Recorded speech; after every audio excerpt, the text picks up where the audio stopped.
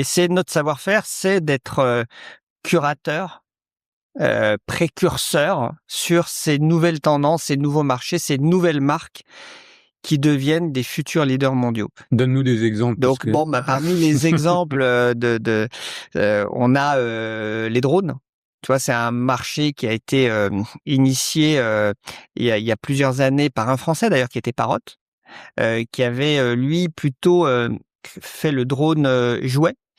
Et lors d'un voyage à Shenzhen, j'ai eu la chance de rencontrer le fondateur de DJI, qui était une petite start-up à l'époque à Shenzhen.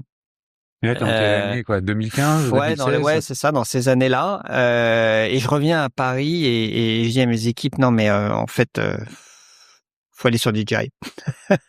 En fait, la boîte est incroyable. Le fondateur est un génie. Il a une vraie vision technologique sur le drone. C'est plus le drone jouet, c'est le drone pour produire du contenu, pour créer du contenu. Et on est au début de ces années d'Instagram, tout ça, où en fait on voit émerger justement plein de créateurs de contenu. Ils vont avoir besoin de nouveaux outils. Et le drone, c'est l'appareil photo volant.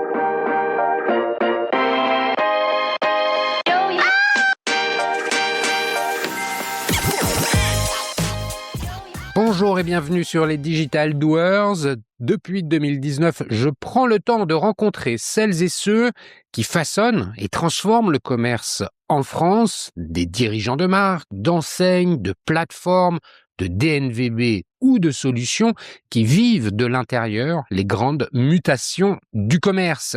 Ici, pas d'interview formatée, j'aime les conversations longues, franches et analytiques, celles qui permettent de prendre de la hauteur, de comprendre les choix stratégiques, les contraintes, les arbitrages et les convictions, que ce soit en mode one-to-one ou dans des formats thématiques. Nous parlons de distribution, de marché, de proposition de valeur, d'évolution des comportements d'achat, mais aussi de technologie et de solutions. Chaque semaine, je vous propose un nouvel épisode. Pour en être notifié, vous pouvez vous abonner à la plateforme d'écoute de votre choix.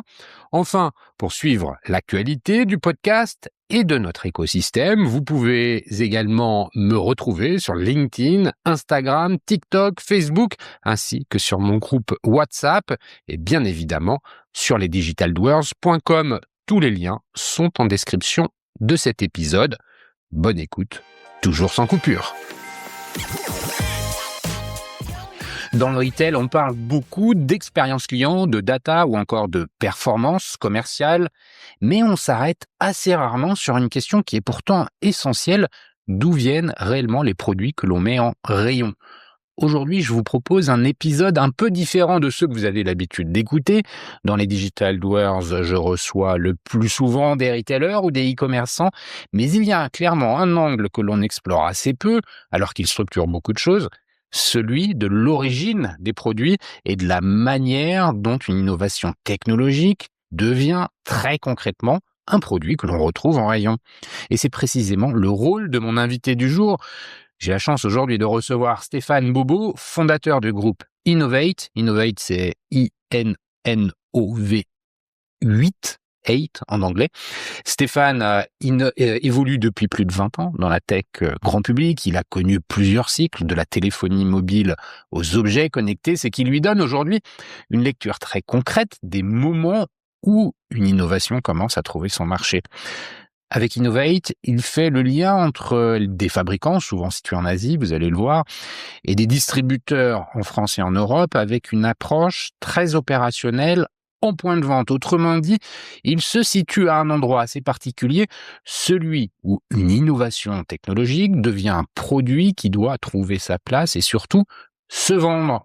Alors la question que je vous propose d'explorer aujourd'hui est la suivante: comment passe-t-on d'une innovation technologique à un produit qui rencontre son marché? Et pour y répondre, nous allons structurer notre échange en 3 temps. Nous commencerons par comprendre le rôle d'Innovate dans la chaîne de valeur.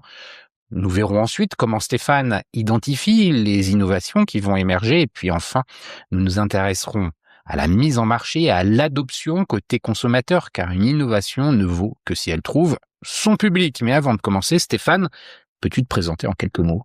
Bonjour Cyril, c'est Stéphane Bobo, donc je suis le fondateur et président du groupe Innovate.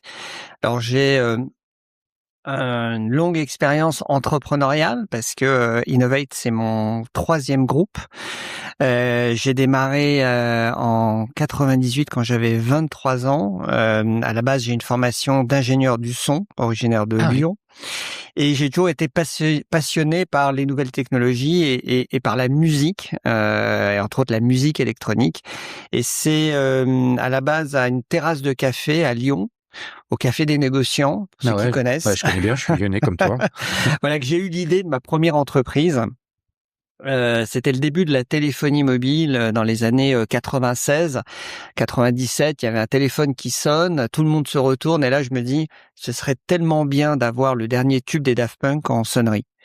Et je monte à Paris avec l'idée, l'ambition, le rêve. T'es encore étudiant, tu commences déjà à bosser? Là, je finissais mes études et donc je décroche un premier job à Paris d'ingénieur du son dans une radio locale. Et la journée, et donc je prends les horaires de nuit pour que la journée je puisse travailler en fait sur ce projet.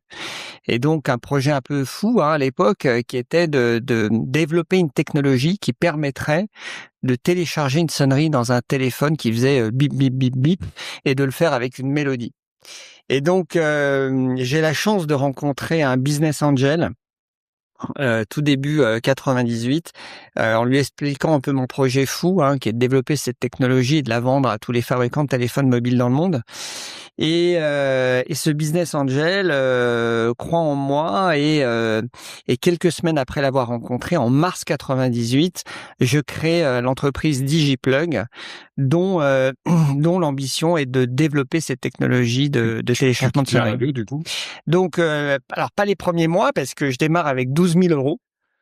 80 000 francs à l'époque, on n'était pas encore passé à l'euro. Bien sûr, ouais. Et donc je garde ce job du soir encore quelques mois, le temps de joindre les deux bouts, et je dépose mes premiers brevets. Et attends, comment tu fais pour développer ça? Parce que tu avais la compétence technique pour le faire. Ouais, alors en fait, je me suis beaucoup intéressé justement aux technologies de compression. J'ai recruté un ingénieur dans le sud de la France qui m'a aidé à développer ces algorithmes et à déposer en fait les premiers brevets. Et ensuite, je vais voir les opérateurs de téléphonie en France. Le challenge technologique, attends, je t'arrête 2 secondes parce qu'il faut pas oublier qu'en 98, la technologie qu'il y a dans les téléphones, c'est pas la puissance qu'il y a aujourd'hui. Il fallait que ça tienne en quelques bits, octets. Parce qu'en fait, l'enjeu, c'était de prendre un fichier musical extrait d'un clavier, d'un synthétiseur en MIDI. C'est une norme que connaissent bien les musiciens sur les claviers, les pianos, les synthétiseurs plutôt, et de recréer une mélodie comme ça sur un synthé. Donc la musique des Daft Punk par exemple, ou le fameux James Bond ou Mission Impossible, et d'extraire ce fichier MIDI et de le compresser en 140 octets, qui était le nombre de places disponibles dans un seul SMS. Je sais pas si tu te souviens, à l'époque, on était limité à 140 caractères pour écrire un SMS. Et donc ces 140 caractères correspondent à 140 octets. Et donc l'enjeu, c'était d'avoir une technologie de compression extrêmement performante pour transformer ce fichier MIDI qui faisait plusieurs kilos, centaines de kilos, en 140 octets. Mais c'est pour ça que je te pose la question, c'est que je savais bien qu'il y avait ce challenge-là et que on l'oublie. Ça paraît complètement préhistorique quand on raconte ça, mais 140 octets pour faire rentrer une musique, c'était une vraie performance, et c'est ce qui a fait que les opérateurs de téléphonie en France, lorsque je leur ai exposé mon projet, qui était de générer des revenus liés au téléchargement de sonnerie en embarquant cette technologie chez les fabricants, m'ont présenté très rapidement un grand nombre de fabricants français, puis européens, parce qu'il faut savoir que à l'époque, on a oublié, mais à l'époque, on fabriquait du téléphone mobile en France. Alcatel, toutes les Sagem, Philips même avait ses usines au Mans. Même des Japonais comme Mitsubishi pour les technologies GSM avaient leurs usines à Rennes. Donc la France était un berceau du GSM, et c'était ma chance à l'époque en tant que start-up de nouvelles technologies de pouvoir rencontrer des fabricants à quelques kilomètres de Paris, pour intégrer ce logiciel. Et c'est ce qui m'a aussi permis de réussir, parce que j'avais les opérateurs qui avaient un point important auprès de ces fabricants, qui les ont encouragés à intégrer ce logiciel. Et donc, en quelques années, ça allait très très vite, hein. J'ai fourni cette technologie à la quasi-totalité des fabricants de téléphones mobiles dans le monde, à l'exception de Nokia, qui avait son propre logiciel. Mais tous les autres n'avaient pas développé une solution de téléchargement de sonnerie, et donc j'ai pu leur fournir ce logiciel qui a évolué avec les années, parce qu'au début c'était du bip bip bip bip, et puis ensuite j'ai intégré des fichiers MIDI, parce qu'on avait des composants dans le téléphone qui permettaient de recréer ce qu'on appelle de la polyphonie. Donc il y avait des accords, et donc c'est enrichi au fur et à mesure des années. Et j'ai cédé cette première entreprise en 2002 à un groupe japonais qui faisait globalement la même chose, mais sur le marché japonais, sur les technologies iMode à l'époque. Ouais. Et ce groupe japonais, le marché japonais était énorme, hein, sur les services de sonnerie, ils étaient très en avance sur les jeux sur mobile et ainsi de suite. Et ben voulait montrer qu'ils étaient aussi capables de s'internationaliser en Europe, et donc ils m'ont approché en 2002 pour acheter ma première entreprise, une trentaine de millions d'euros à l'époque. En août, 4 ans après l'avoir lancé. Ouais. Ah ouais, Wow. en 4 ans, en août 2002. Moi, j'avais 27 ans à peu près. Voilà. Et donc, ça a été une première aventure. Il y avait beaucoup de monde dans ton entreprise quand tu la vends. Alors, j'avais moi ce business angel, hein, c'est grâce à lui que j'ai eu la chance de démarrer et qui m'a fait ce prêt pour démarrer. Et puis après, j'avais fait rentrer aussi 2 fonds de capital risque, AXA, et j'étais parmi les des premiers investissements d'AXA Private Equity dans les années 99, hein, un an après à peu près la création. Et donc voilà, j'avais aussi des co-actionnaires dans cette entreprise, et voilà, donc j'ai cédé 4 ans après. J'ai accompagné les Japonais pendant 1 an. On a fait une introduction en bourse du groupe japonais au Nasdaq, qui est donc la cotation japonaise, qui a été une aventure pour moi assez exceptionnelle, vivre cette introduction en bourse. Comment on vit ces choses-là quand on a 27 ans? T'as l'impression d'être un extraterrestre par rapport à tes copains quand ton entourage, comment ça se passe? C'est l'impression que c'est une fusée, quoi. Ouais, tout est allé très vite. Alors, il faut se rappeler qu'à cette époque, dans les années 2000, hein, parce que moi, j'étais vraiment entre 98 et 2002, donc en plein dans les années 2000, c'était l'explosion de la bulle Internet. Donc moi, j'étais sur un sujet qui était le téléphone portable, mais à côté, il y avait eu une explosion de création de valeur et puis d'effondrement de cette bulle Internet des années 2000. Donc à côté de moi, il y avait énormément d'entreprises qui levaient énormément d'argent sur les dot-com à l'époque. J'ai participé à cette aventure. Ouais, voilà. Donc c'est vrai que finalement, moi, j'avais pas levé beaucoup d'argent pour l'époque. J'avais démarré donc avec pas grand chose. J'ai dû lever pour l'entreprise au total sur les 4 années 3 millions d'euros.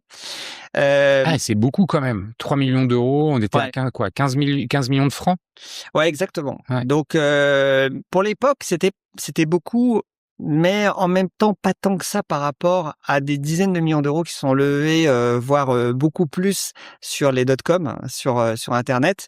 Et donc en fait, j'ai eu une approche plutôt prudente, parce que j'avais même certains investisseurs qui m'avaient encouragé à lever beaucoup plus d'argent à l'époque, et moi j'en avais pas l'utilité en fait. Donc j'ai levé juste ce qu'il me fallait pour financer ma R&D, parce qu'on est monté avec une équipe d'une 40aine de personnes, et donc voilà, c'était pour financer mes développements, et les cycles de revenus étaient un peu longs, parce que lorsque j'intégrais la technologie, il fallait plusieurs trimestres avant que les téléphones soient fabriqués, et puis ensuite avant que je touche des royalties sur chaque téléphone fabriqué.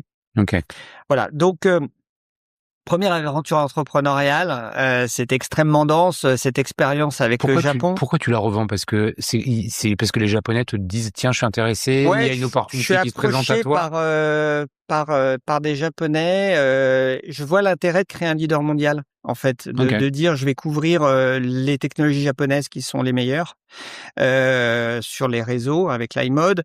Le marché américain sur le CDMA, nous on était en GSM, et les Japonais avait une technologie compatible avec les États-Unis que moi j'avais pas. Et donc je me disais, ensemble, on va créer un leader mondial en fait.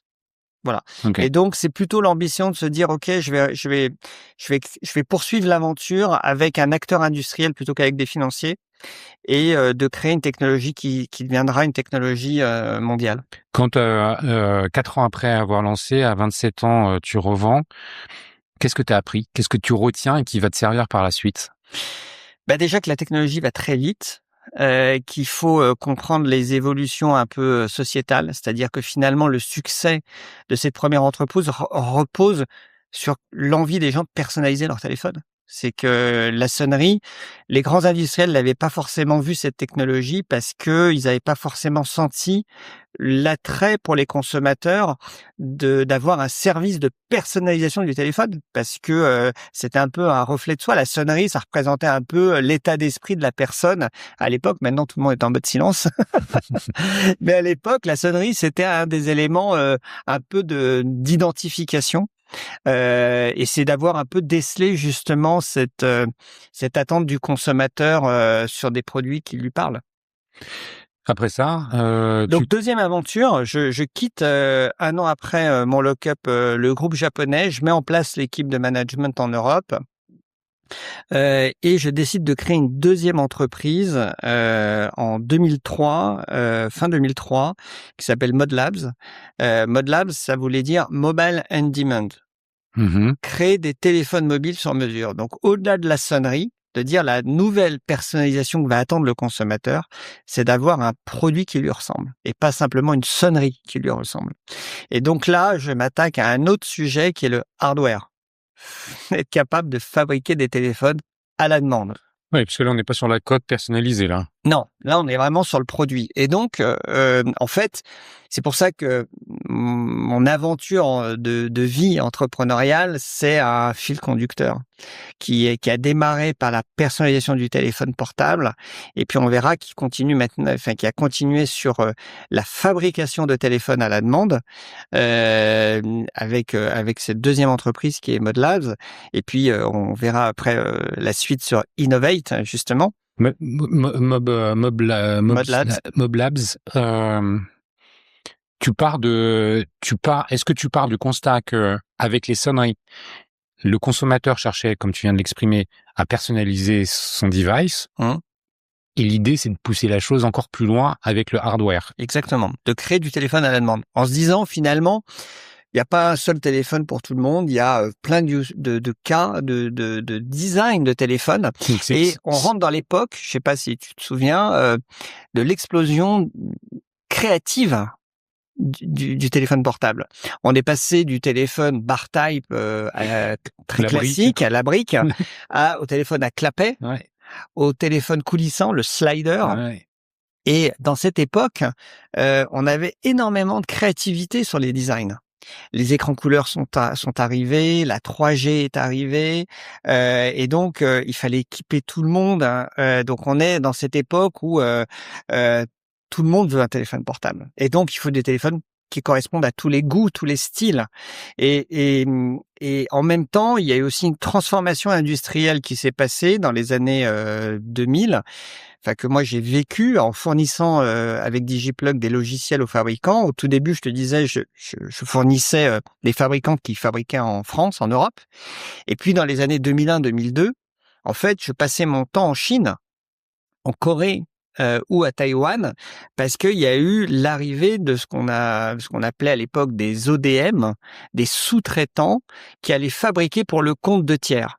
Et donc, tu avais donc tous ces fabricants européens qui sous-traitaient leur développement et leur fabrication à des sous-traitants asiatiques. Et donc, pour fabriquer pour le compte d'Alcatel ou de Sagem, il fallait que j'aille voir ces fabricants pour leur vendre des logiciels parce que tout se passait là-bas. Et donc, quand j'ai créé ModLabs, je me suis dit, finalement, moi aussi, je peux créer un téléphone. Donc, je connais tout cet écosystème de fabricants chinois qui sont en train d'arriver. Tout était en train de basculer progressivement en Chine. Et donc, je crée ModLabs avec cette idée de dire, je vais proposer d'abord aux opérateurs télécoms de créer des téléphones à leur marque. Parce que pour le consommateur, que le téléphone s'appelle Alcatel ou Sagem, c'est pas spécialement vendeur. C'est pas les rois du marketing.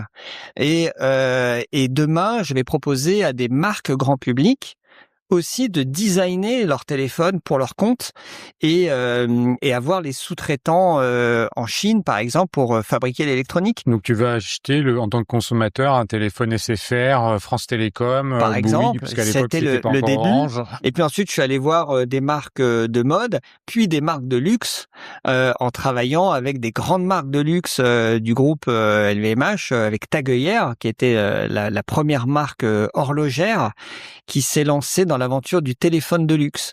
Et donc il a fallu créer ce marché, de dire ok, on connaît l'horlogerie de luxe, qu'est-ce qu'un téléphone de luxe? Et donc un téléphone de luxe, ça démarre par un design iconique, utilisant des matériaux nobles comme par exemple l'acier 300 CZ qu'on utilise dans l'horlogerie. Le corps du téléphone va être fabriqué avec ces matériaux-là. Les revêtements, on va utiliser des cuirs, des cuirs d'alligator, des matériaux précieux en or, parfois l'incrustation de diamants. Et donc, on va créer une œuvre d'art, en fait, en Je me téléphone souviens, mais portable. je me souviens de ça. Ça paraissait complètement surréaliste. Ça paraissait dingue. Ouais. Mais c'est surprenant comment, à cette époque où le marché n'était pas mature encore, hein, on était encore en phase d'acquisition de clients, parce qu'il fallait équiper tout le monde. Mais à quel point c'était extrêmement créatif par rapport à aujourd'hui. C'est-à-dire que on le voit aujourd'hui, finalement, le design évolue très très peu. Hein. Quand on voit les évolutions d'iPhone ou de téléphones Android, ils se ressemblent globalement tous les uns après les autres. Les évolutions est très très fine. Alors qu'à l'époque, il y avait, je dirais, il y avait une créativité hallucinante sur les designs des produits. Aujourd'hui, finalement, cette créativité, elle prend la forme des coques, non? Et encore, même sur les coques, aujourd'hui, on est sur un marché de protection. On veut une coque transparente. Voilà, enfin globalement, enfin je veux dire une coque qui résiste parce que les téléphones coûtent de plus en plus cher et on veut surtout bien les protéger avec des coques qui résistent au choc, mais c'est beaucoup moins créatif qu'il y a quelques années. Et donc voilà, donc ma deuxième aventure, ModLab, je me lance dans cette aventure du téléphone mobile personnalisé, créé sur mesure pour les opérateurs d'abord, puis Les marques. puis pour les grandes marques de luxe. Et je crée deux sociétés, une vraiment dédiée mass market, opérateurs et accessoires de téléphone, et puis une autre téléphone de luxe, marché très niche, d'aller vendre dans des réseaux horlogers, pas dans des réseaux télécoms. Parce qu'on vend pas un téléphone à 3 500 € comme on vend un téléphone à 200 € dans le grand public. Et donc, il y a toute une expérience retail à créer. Et j'ai énormément appris, et entre autres, ce que je fais aujourd'hui chez Innovate, j'ai beaucoup appris de cette expérience de création de téléphones de luxe parce que il faut apprendre à recréer une expérience en magasin. Parce que pour vendre un produit technologique à plus de 3 500 €, quand le marché à l'époque c'était des produits à 200-300 €, il faut raconter une belle histoire en magasin. Il faut avoir une belle expérience, une belle formation des équipes et surtout dans un magasin horloger, c'est pas des magasins qui ont l'habitude de vendre des produits tech. Et c'est ça, il faut adapter le discours des vendeurs, Exactement. les Donc il y avait un former. vrai sujet sur la formation, sur le storytelling autour du produit, sur le service aussi, parce qu'on avait aussi développé un service de conciergerie 24 heures sur 24 et ainsi de suite. Donc pour avoir une vraie expérience de luxe. Donc c'était une expérience incroyable. C'est une entreprise qui s'est développée très rapidement. En 2004, je faisais une vingtaine de millions d'euros. En 2006, plus de 150 millions. J'ai coté l'entreprise en bourse en 2006. J'avais 31 ans à l'époque. J'avais jamais fait une IPO. C'était une première pour moi de faire une introduction en bourse à Paris. J'ai levé pas mal de sous, une 60aine de millions d'euros. pour poursuivre le développement. J'ai connu des phases aussi compliquées parce que tu pourrais dire c'est super, tout lui sourit, mais on a eu aussi des phases compliquées. 2008, tu me rappelles, a été une année très compliquée avec la crise financière où le cours de bourse s'est effondré, certains marchés se sont fermés et ainsi de suite. Donc il a fallu que je réorganise l'entreprise. Et puis finalement, pour poursuivre le développement, avec ces deux marchés bien séparés, un marché grand public et un marché vraiment téléphone de luxe. Et j'ai cédé cette deuxième entreprise en 2011. En deux temps, d'un côté, la partie grand public accessoires de téléphone et téléphone mobile grand public à une autre société cotée en bourse pour une centaine de millions d'euros. Et puis ensuite, j'ai sorti des activités téléphone de luxe qui ont été ensuite réintégrées chez les marques avec qui je travaillais et qui font maintenant des montres connectées. Et donc, c'est en 2012 que je crée l'entreprise que je gère aujourd'hui, qui est pour moi ma plus belle aventure entrepreneuriale, c'est celle que je vis aujourd'hui avec Innovate. On va revenir dessus assez longuement. Pour conclure sur cette période téléphonie mobile, même question que je te repose à nouveau après les sonneries. Qu'est-ce que tu as appris? Avec quoi tu pars qui te servira pour la suite avec Innovate? Même si en filigrane, tu nous l'as un peu dit. Alors, dans les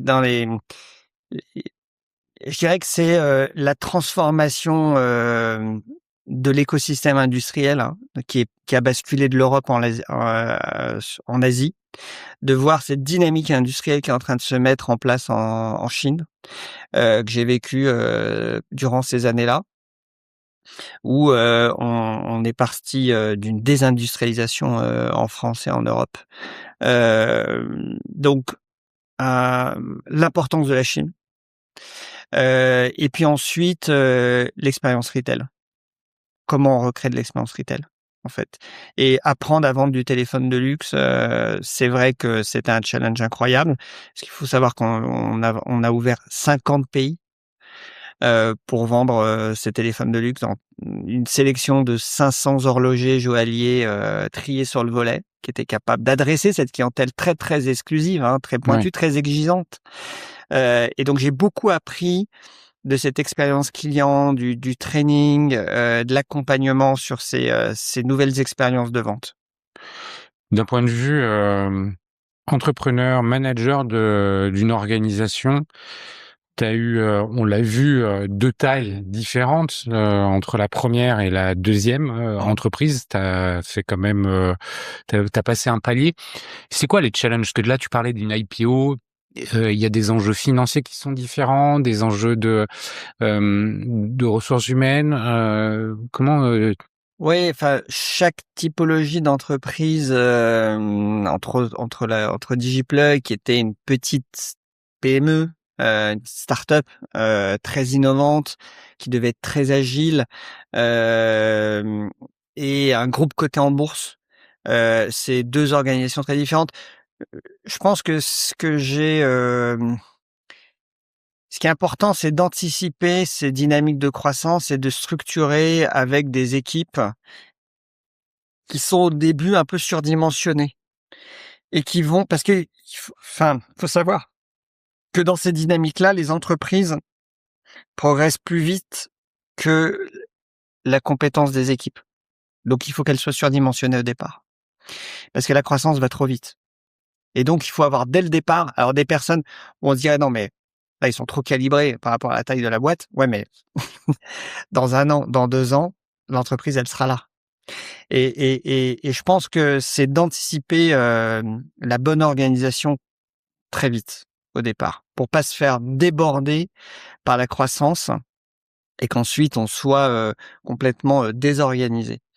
Donc j'ai toujours fait très attention à la structuration des équipes et avoir le bon niveau de management et d'organisation pour absorber en fait les rythmes de croissance. Parce qu'en plus de l'innovation, de la connaissance retail du marché, tu as une autre casquette, un autre savoir-faire qui est celui de gérer l'hypercroissance, parce que les chiffres que tu nous donnes, c'est aussi des chiffres, quand tu fais x2 d'une année sur l'autre. Alors, je te rassure, enfin, ça s'apprend pas à l'école, hein. Non, mais c'est pour ça que je te pose la question, en fait. Comment qu'est-ce que tu as appris en tant qu'entrepreneur dans tes différentes organisations? Parce que je conçois que ce soit pas exactement la même chose.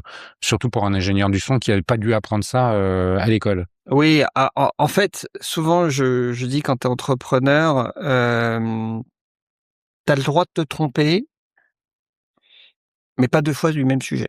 Donc tu dois apprendre très vite de tes erreurs pour les corriger.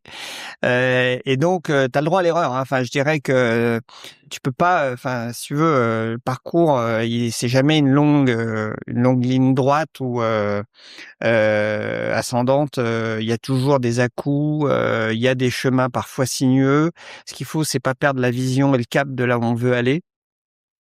Mais il faut être capable de s'adapter très vite, de se transformer très vite. Donc, si tu veux, dans ce parcours entrepreneurial, il faut arriver à se doter de la bonne organisation et passer du temps justement à avoir les bons profils, une structure un comité de direction solide. Moi, tu vois, aujourd'hui chez Innovate, j'ai un comité de direction qui travaille avec moi depuis 20 ans, qui m'a accompagné dans mes différents projets, donc on se connaît par cœur. Moi, je suis extrêmement reconnaissant et respectueux de leur professionnalisme et de leur engagement à mes côtés. Depuis des années, c'est des grands professionnels et ça va beaucoup plus vite quand tu as une équipe voilà, soudée, De performante. confiance, ouais. Tout à fait. 2012, donc tu quittes la téléphonie mobile, Alors, tu crées Innovate. 2020, 2000, oui, tout à fait, 2012, novembre 2012, je crée Innovate, mais avec toujours un lien sur la téléphonie, parce que le lien, c'est le téléphone qui est devenu un smartphone. Ça Et a tout donc, changé, ça. ça a tout changé. Et donc, c'est là où je me dis, on rentre dans une nouvelle ère qui est la télécommande universelle. Ce smartphone, c'est une télécommande universelle. Et donc, on télécharge des applications et on va pouvoir piloter tout un tas de produits connectés. Et donc, quand je crée Innovate, la vision de départ, c'est la maison du futur. Voilà. De se dire que demain, on aura une maison connectée et que grâce à notre smartphone, on va pouvoir piloter, superviser tous ces produits connectés qui vont nous entourer. Voilà. Et donc ça, c'est l'idée de départ de la création d'Innovate, c'est la démocratisation des produits connectés. Ça, c'est l'idée de départ. Si là, on est en 2026, tu pitches comment Innovate? Je l'ai fait un peu en introduction. En fait, cette introduction, je l'ai rédigée parce que on a eu une discussion avant et c'est ce que j'ai compris. Mais si, avec tes mots, tu devais décrire Innovate mieux que ce que j'ai fait en essayant de retranscrire le plus fidèlement possible tes propos. Alors, je dirais que la vision, en tout cas le pitch d'Innovate, c'est démocratiser la maison du futur. Le rêve que j'ai, c'est cette maison connectée, autonome énergétiquement et assistée grâce à la robotique intelligente.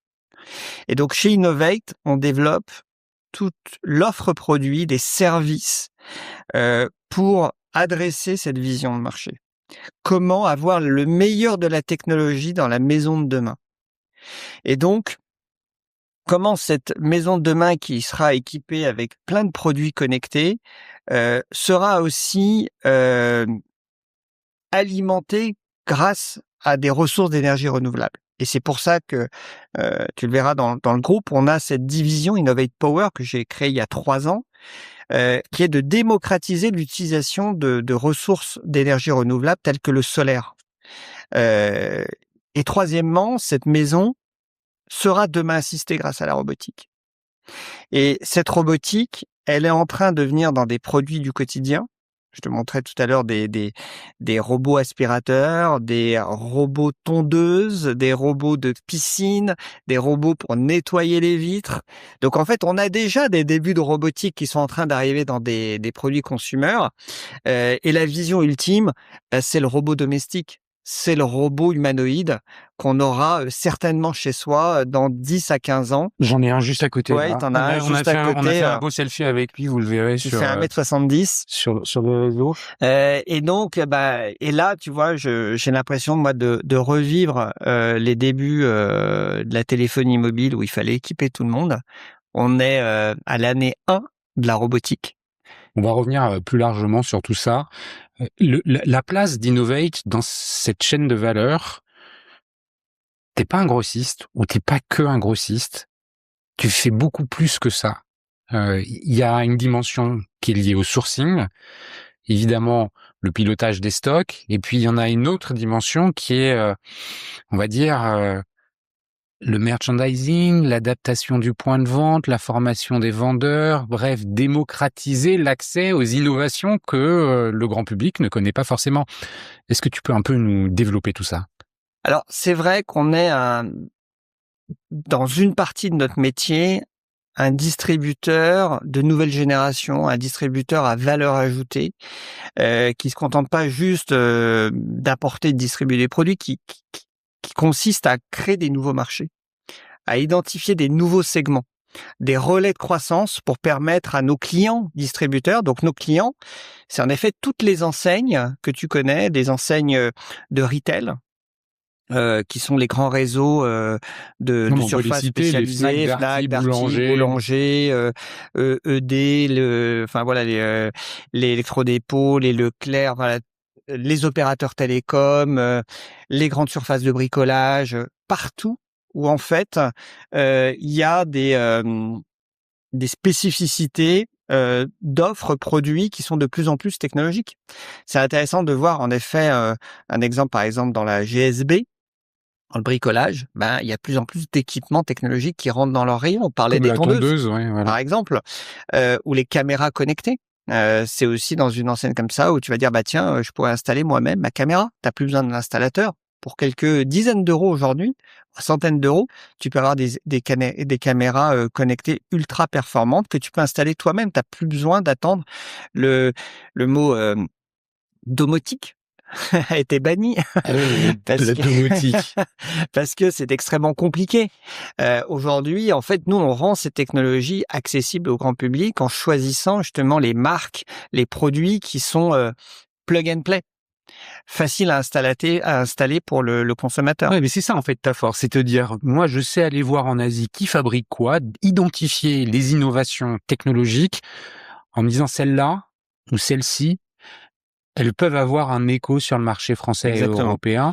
Et c'est notre savoir-faire, c'est d'être curateur, précurseur sur ces nouvelles tendances, ces nouveaux marchés, ces nouvelles marques qui deviennent des futurs leaders mondiaux. Donne-nous des exemples. Donc parmi les exemples on a les drones. Tu vois, c'est un marché qui a été initié il y a plusieurs années par un Français d'ailleurs qui était Parrot. Qui avait lui plutôt fait le drone jouet. Et lors d'un voyage à Shenzhen, j'ai eu la chance de rencontrer le fondateur de DJI, qui était une petite start-up à l'époque à Shenzhen. Ouais, dans quelle année, quoi, 2015, 2016? Ouais, c'est ça, dans ces années-là. Et je reviens à Paris et je dis à mes équipes, non mais en fait, faut aller sur DJI. En fait, la boîte est incroyable. Le fondateur est un génie. Il a une vraie vision technologique sur le drone. C'est plus le drone jouet, c'est le drone pour produire du contenu, pour créer du contenu. On est au début de ces années d'Instagram, tout ça, où en fait on voit émerger justement plein de créateurs de contenu. Ils vont avoir besoin de nouveaux outils. Et le drone, c'est l'appareil photo volant. En fait, on va pouvoir faire des vues incroyables. L'appareil photo et la caméra, quoi. Voilà. Et il y avait à l'époque aussi GoPro qui était dans ces action cam. Et là, je vois DJI arriver, je me dis mais c'est le marché de demain. Et donc, on a basculé très vite sur DJI. On est devenu leur partenaire historique. Aujourd'hui, On est le distributeur exclusif pour tout le réseau sur le marché consumer électronique avec DJI. C'est un groupe qui maintenant fait plus de 80% de part de marché dans le monde sur les drones. Hein. C'est près de 14 milliards d'euros DJI. Donc c'est énorme. Et à la fois ils nous ont confié depuis 3 ans le segment professionnel. Qui est d'arriver à développer des nouveaux usages du drone dans plein de marchés professionnels, les pompiers, dans le secteur de la construction, pour faire de la supervision topographique avec des relevés extrêmement précis, le secteur de l'énergie par exemple, pour pouvoir superviser des centrales solaires au sol et détecter un panneau défectueux. Donc il y a des use cases dans tous les sujets avec du drone professionnel. Voilà, donc c'est un des exemples de marques qu'on a décelé très tôt. Une autre d'ailleurs qui était d'actualité parce qu'il y a eu le marathon de Paris il y a pas longtemps, sur lequel hier, on peut le dire, on enregistre le 13 avril. Et donc les écouteurs par conduction osseuse de la marque Shox qu'on a démocratisé il y a 10 ans.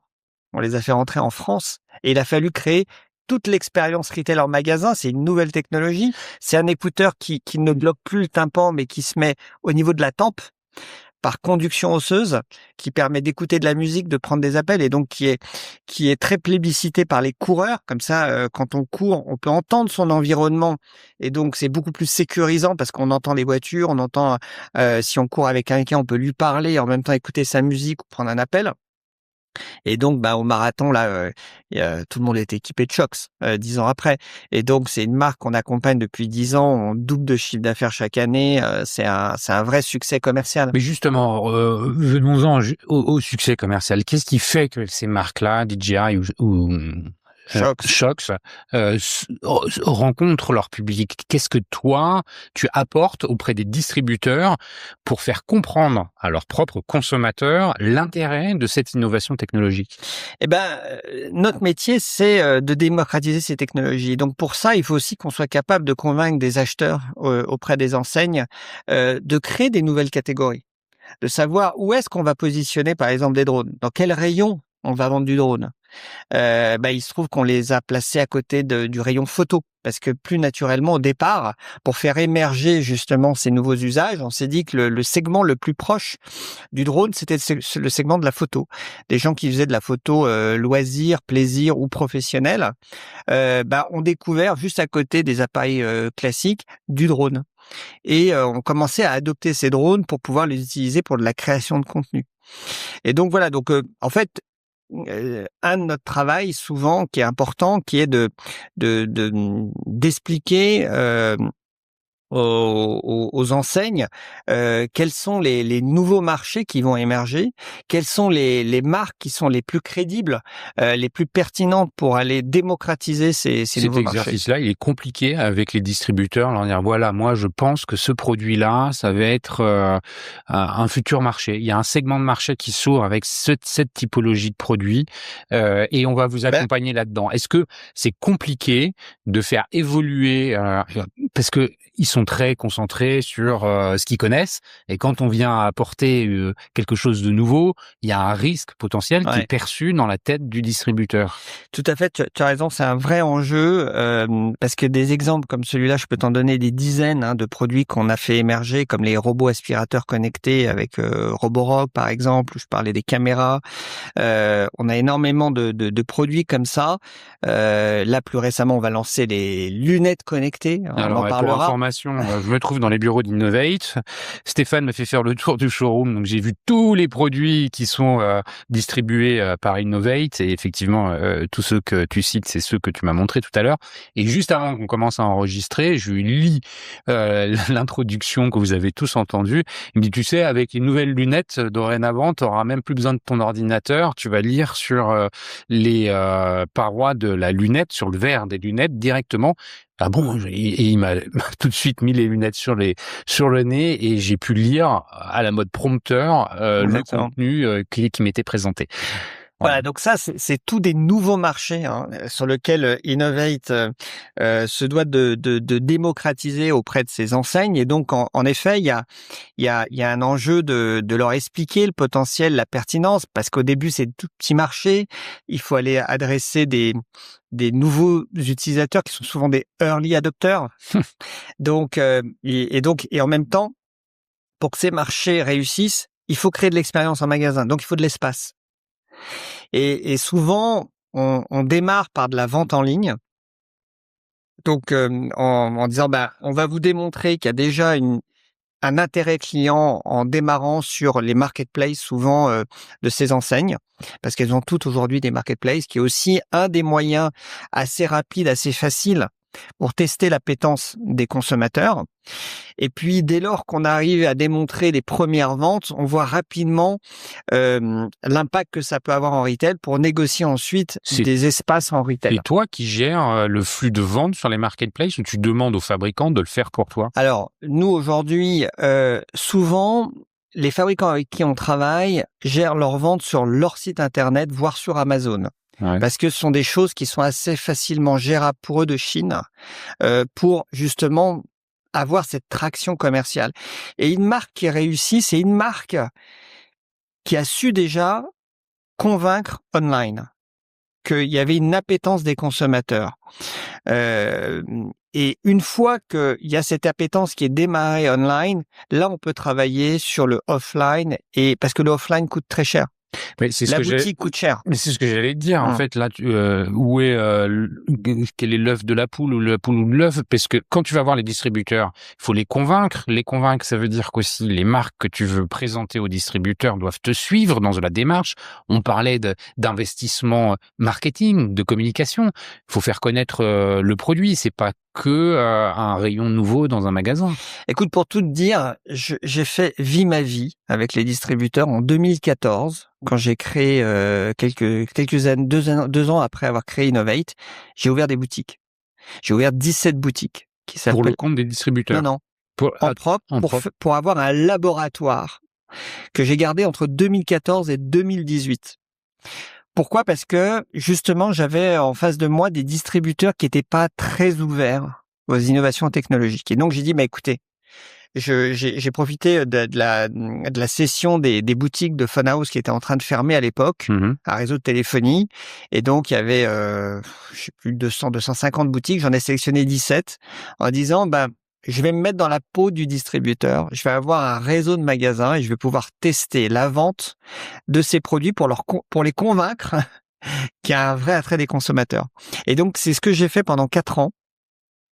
Ça m'a coûté cher parce que le retail, ça coûte cher, puis c'est un métier.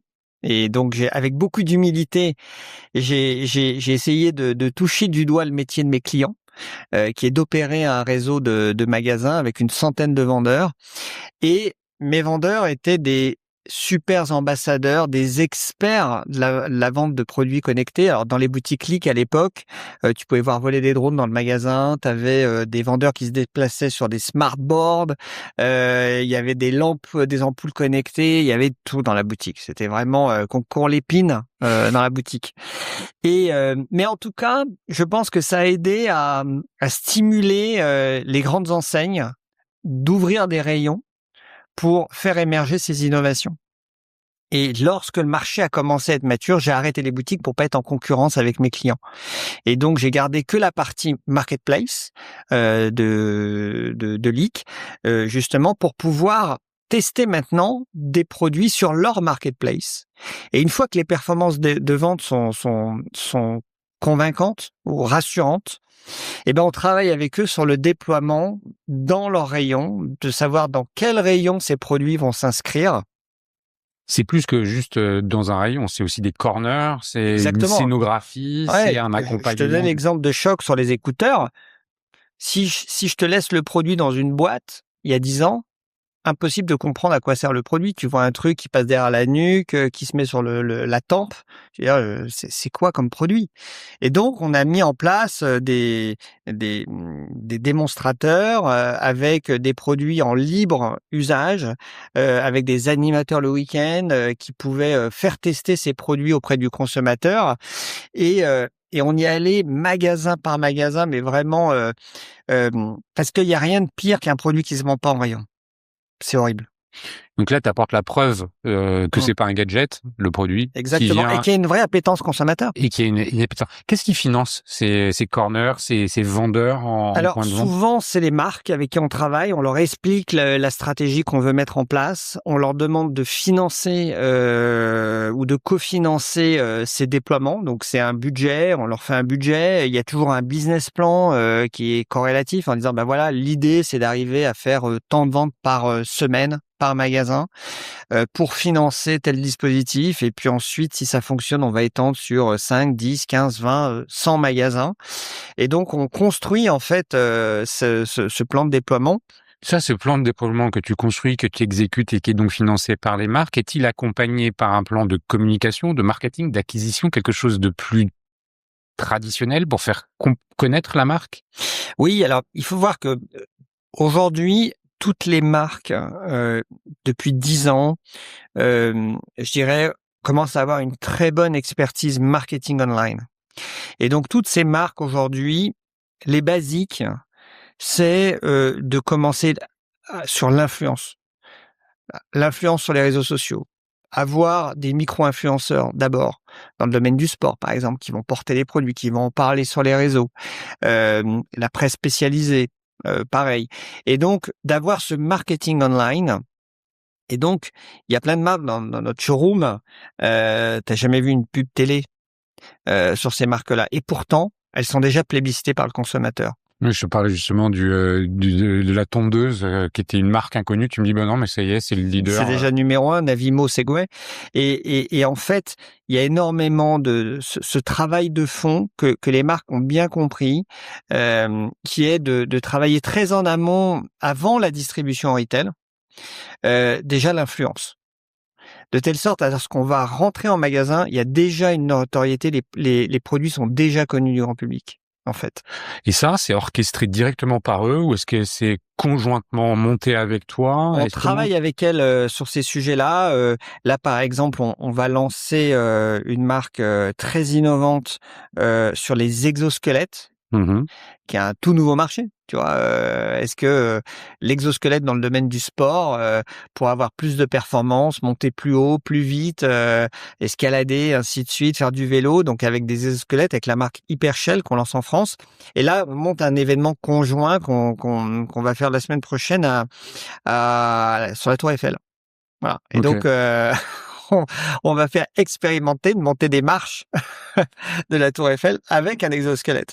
Et donc, ça, typiquement, c'est un travail qu'on fait avec la marque, d'identifier le bon événement, les bons influenceurs, d'inviter tous nos clients, des consommateurs à expérimenter ces produits avant de les lancer commercialement. Là, on vient d'évoquer le point de vente, enfin comment faire en sorte que l'innovation technologique soit adoptée par un plus grand nombre de consommateurs. On a un peu parlé du sourcing, on va y revenir. Entre les deux, il y a la distribution. Ce que j'ai retenu des échanges quand on a préparé l'enregistrement, c'est que la data joue un rôle clé. Oui, en fait, il y a une vraie révolution aussi sur ce métier de distributeur. Le métier du distributeur à l'ancienne, qui consistait à être distributeur d'une marque, à acheter les stocks et puis ensuite il doit se débrouiller pour les vendre, c'est fini. Aujourd'hui, c'est un métier qui est énormément processé. Nous, notre métier, c'est d'accélérer, de fluidifier la montée en puissance de ces nouvelles catégories de produits. Et pour ça, on n'a plus le droit à l'erreur, on n'a pas le droit d'être en rupture de stock, on n'a pas le droit d'être en surstock non plus chez nos clients. Et donc, il faut avoir le bon produit au bon moment avec la juste quantité et être capable de le réapprovisionner régulièrement. Et donc, pour ça, il faut beaucoup de data. Donc, nous, on a en effet intégré énormément de data scientists On a développé nos propres algorithmes d'analyse de vendabilité des produits pour calculer nos besoins de réapprovisionnement automatique. Et donc aujourd'hui, ça c'est une expérience sur plus de 10 ans de data, d'analyse, de vente en fonction aussi de la saisonnalité, des périodes d'événements, des périodes de soldes, les périodes creuses, la météo. Il y a énormément d'informations qui Selon vont les secteurs, influer. c'est différent en plus. Exactement. Et donc, on enrichit en permanence pour fluidifier ces stocks. Donc la donnée, la source de la donnée, c'est quoi? C'est le passage en caisse? C'est le passage en caisse. C'est le sell-out. Donc c'est à partir de cette donnée de savoir le stock disponible dans le magasin, le stock disponible chez nous, le délai de réapprovisionnement chez le fournisseur, qu'on va construire en fait un flow d'approvisionnement. C'est ce que moi j'appelle la smart supply, la supply chain intelligente, qui va te permettre de calculer au mieux tes besoins de stock de la source jusqu'au client final. T'es interfacé avec le SI du distributeur. Tout à fait. Ouais, c'est ça. Ouais. Et donc on essaye de plus en plus. Alors il y a des SI un peu anciens qui sont compliqués pour avoir de la donnée quotidienne. Donc des fois on la recalcule parce qu'on a la donnée que de manière mensuelle ou hebdo. On essaye de la recalculer. Mais l'idéal pour nous c'est d'avoir de la donnée en temps réel pour bien comprendre en fait les cycles de vente des produits. Comment s'organise la supply réellement, concrètement, les stocks? Tu me parles des points de vente, on comprend qu'il y a un petit stock en point de vente, mais que il n'est pas directement alimenté des fabricants en Chine, si, ou il y a un hub, il y a il faut savoir qu'aujourd'hui les fabricants en Chine restent des unités de production, ils ont des capacités industrielles de production et ils ont besoin de s'appuyer sur des acteurs locaux comme Innovate pour être capable de gérer l'ensemble de l'importation de ces produits et du dispatch sur tous les canaux de distribution. Et on a des canaux de distribution qui ont des visibilités de plus en plus courtes. Ils sont plus capables de s'engager, comme il y a des années, sur des programmes de commandes sur des mois. Aujourd'hui, ils commandent au mieux à la semaine.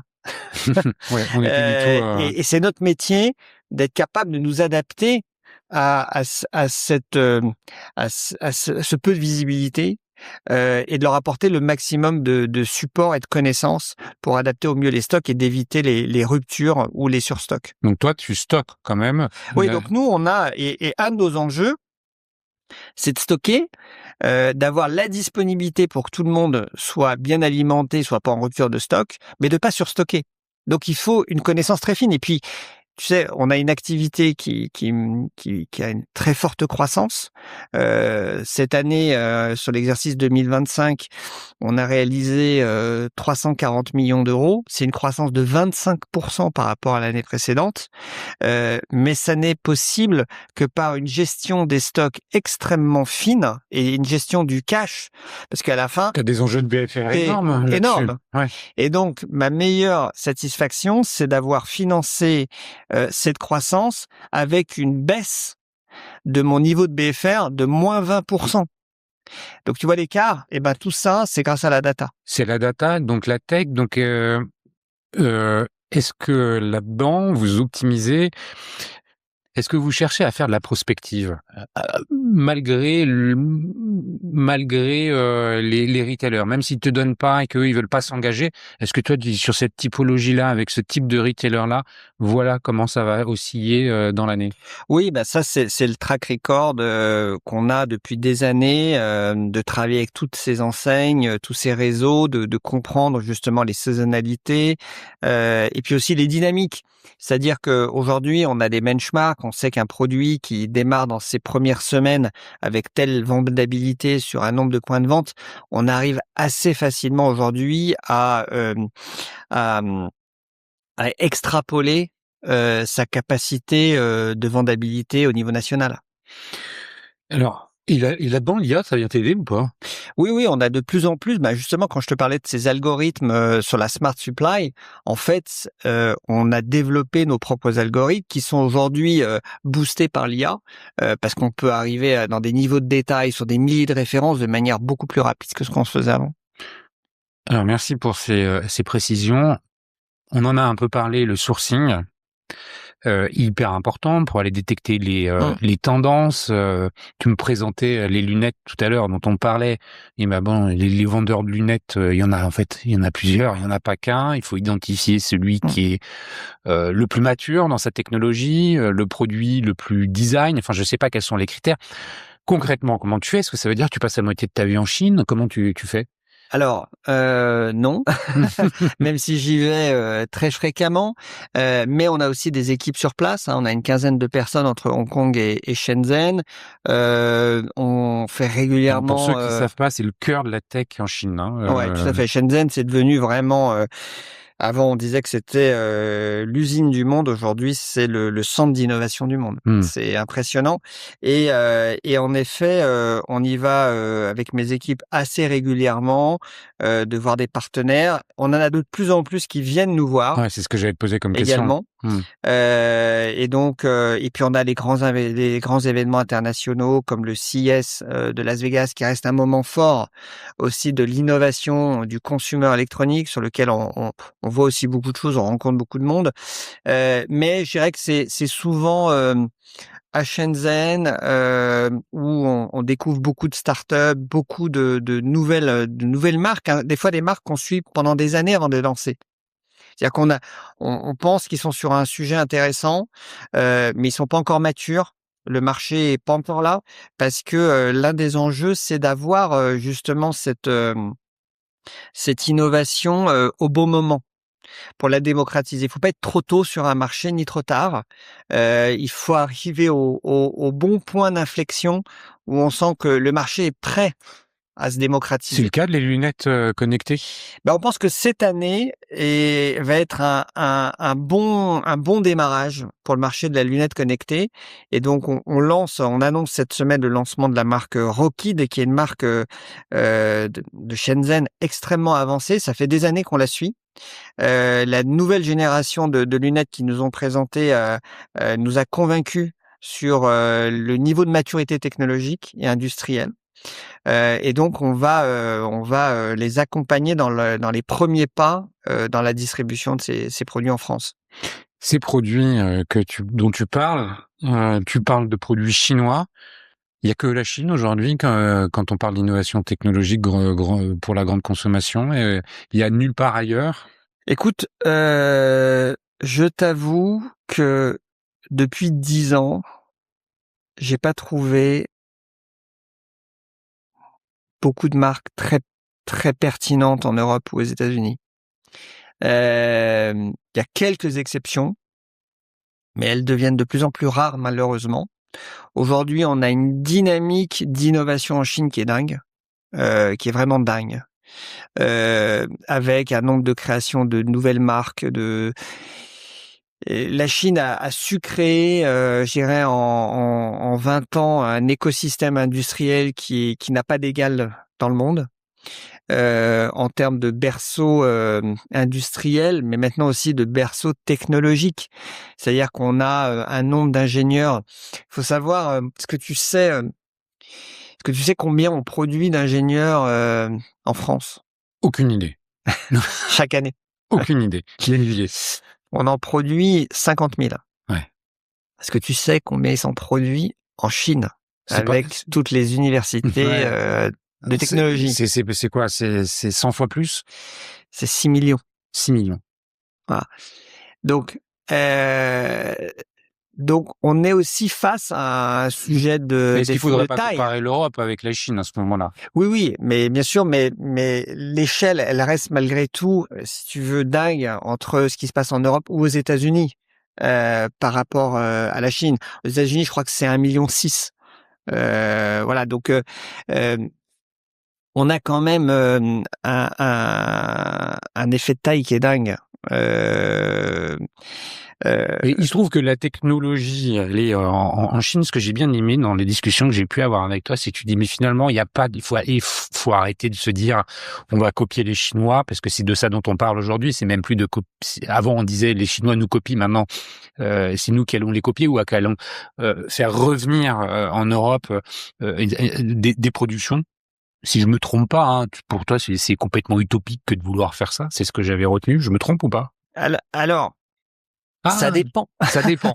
Tu vois, par exemple, je te donne l'exemple des accessoires de téléphone. Ouais, mais c'était pour t'amener là-dessus. Donc là, on a depuis 2019, on a décidé de montrer aussi l'exemple en disant, on va aussi relocaliser certains produits en France et montrer qu'on arrive à les produire au même prix que la Chine. Et donc, on l'a fait pour des coques de téléphone avec la marque Movit, où aujourd'hui, c'est 40% des ventes de nos coques de téléphone qui sont produites en France. On fait travailler 3 usines. Ça a été de longue haleine.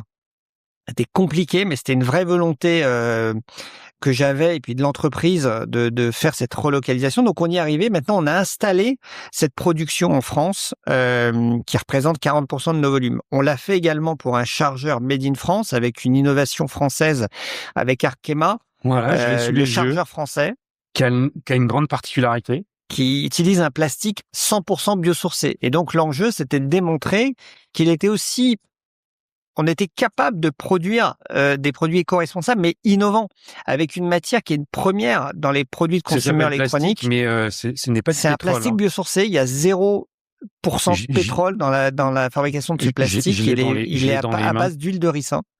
Et il est vendu à 29,90 € au même prix qu'un chargeur made in China. Donc, il est possible de reproduire en France des produits de grande consommation. C'est comme un travail de longue haleine. On a beaucoup investi pour pouvoir le faire. Ça reste compliqué. Mais ce que tu racontes, c'est parce que tu as mis de l'innovation. En l'occurrence, l'innovation, elle n'est pas dans le chargeur, parce que un chargeur, c'est un chargeur. Elle est dans le plastique. Dans la Qui matière. n'est plus du plastique, dans la Exactement. matière. Exactement. Et donc, c'est ça, philosophiquement, la philosophie avec laquelle tu dis oui, on peut rapatrier, mais il faut pas le faire n'importe comment. Ouais. Apportons de l'innovation. Exactement. Comme tu viens de le prouver. Il faut innover et apporter notre singularité. C'est-à-dire que nous, on est beaucoup plus sensibles sur les sujets d'éco-responsabilité et d'écologie. Ils le sont moins en Chine ou aux États-Unis. Faisons-le avec un angle, avec un prisme qui nous est propre, sur lequel on peut justement défendre ces innovations-là. C'est ce que j'ai fait avec ce produit-là. Donc, il est encore possible de relocaliser. Sur le consumer électronique, c'est très compliqué parce qu'on n'a plus l'écosystème industriel. Et c'est ça qui est le plus dur en fait, c'est que même si aujourd'hui on voulait reproduire certains produits de consumer électronique, on devrait quasiment se fournir à plus de 80% de composants chinois. Et donc à la fin, on se retrouve à avoir des ateliers d'assemblage, ce qui n'est pas le plus valorisant. Et donc l'un des chemins qu'on imagine pour l'avenir, et c'est ce que j'ambitionne sur la robotique humanoïde, parce que on a donc dans cette division professionnelle Innovate Power créé une division pour la robotique. On a signé un partenariat stratégique avec la société Unity Robotics, qui est le leader mondial sur les robots humanoïdes aujourd'hui, et sur un partenariat pas simplement de distribution de ces robots, mais surtout de co-développement de ces robots. C'est-à-dire que les Chinois nous fournissent ces plateformes hardware, toute l'électronique, à nous à développer l'intelligence de ces robots pour leur créer ce que j'appelle un cerveau français. Mais j'adore cette image. Voilà, il faut espérer qu'ils se mettent pas en grève. Mais en tout cas, l'ambition, c'est de leur créer ce cerveau français, c'est-à-dire toutes les briques logicielles leur permettant de devenir progressivement autonomes, avec des logiciels en travaillant main dans la main avec des universités, avec le secteur académique, parce qu'il faut savoir qu'on a des professeurs incroyables. Moi, depuis que je travaille sur ce sujet, je rencontre énormément d'universitaires, de professeurs qui ont des expertises depuis 20 ans dans la robotique humanoïde. On a énormément de technologies, de logiciels, et donc il faut arriver à coopérer pour les exploiter dans des usages technologiques actuels. Et donc on a des startups aussi, un très grand nombre de startups, parce qu'on est reconnu pour nos ingénieurs. Oui, bien sûr. On est reconnu sur l'IA. On a vu l'émergence de Mistral AI. On voit aujourd'hui Yann Lequin qui lance sa start-up sur les world models. Donc on voit qu'il y a cette dynamique aussi d'ingénierie de logiciels, et c'est là où il faut qu'on le fasse valoir en créant de nouvelles coopérations, hardware chinois, software français, pour créer de nouvelles interdépendances avec la Chine, sans chercher à l'autonomie à 100% de toute la chaîne de valeur. C'est quoi pour un peu conclure notre échange, c'est quoi la suite pour Innovate? C'est justement aller plus loin dans cette direction-là avec le soft dans les robots humanoïdes ou dans d'autres types de robots? Parce que l'humanoïde, c'est celui qu'on voit le plus facilement, mais il doit y en avoir plein d'autres. La suite de l'aventure pour Innovate, c'est d'évoluer vers un métier de solution provider, de pas être simplement distributeur ou fabricant de produits, mais d'être solution provider. Cette capacité à intégrer tout un tas de logiciels, de solutions pour apporter une solution complète à un client. Et donc pour permettre demain, en effet, à une entreprise logistique, à une entreprise industrielle ou de surveillance d'être dotée d'équipements qui vont intégrer tout un tas de composants, hardware, software, cloud, et que Innovate soit capable d'apporter ces solutions complètes en travaillant main dans la main avec tout un tas d'acteurs différents, d'intégrateurs aussi. Et donc, en effet, il n'y a pas que le robot humanoïde. Il y a aussi, par exemple, on lance cette année des robots de nettoyage professionnel, où il y a toute une composante logicielle pour pouvoir opérer dans des hypermarchés, dans des centres logistiques, dans des centres industriels. Donc la robotique, on va vivre avec les prochaines années. À nous à créer justement tout cet écosystème, et on espère que on arrivera à faire valoir le savoir-faire français au niveau international. Eh ben, écoute, Stéphane, je te souhaite d'avancer à fond dans cette direction. Merci beaucoup pour la qualité de l'échange. J'ai adoré cette conversation. Franchement, elle sort des épisodes que j'enregistre d'habitude, mais j'ai vraiment adoré. C'est un pas de côté par rapport à la réalité quotidienne des retailers et des e-commerçants, voire un petit peu les autres acteurs qui gravitent autour dans cette chaîne de valeur. Merci beaucoup. Merci, chers auditeurs, pour votre fidélité et les messages que vous me faites parvenir. Si vous découvrez cet épisode, abonnez-vous auprès de les Digital Doers sur toutes les plateformes d'écoute, quelles qu'elles soient, et YouTube compris. Si vous voulez rentrer en contact avec Stéphane, je pense que LinkedIn. C'est le bon, c'est le bon, le bon endroit. Stéphane, merci encore et puis je te dis à bientôt. Merci.